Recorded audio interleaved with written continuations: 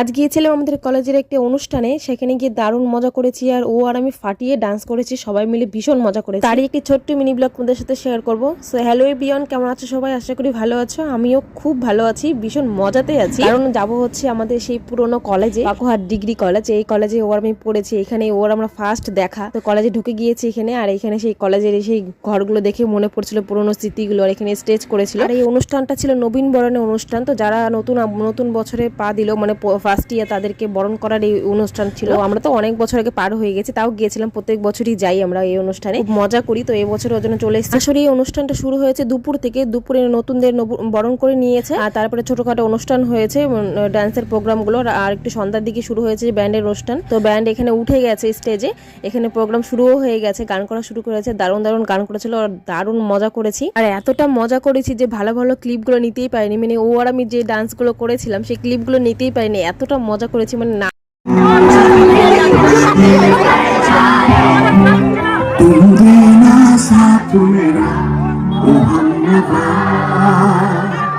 न कोई है जिंदगी में तुम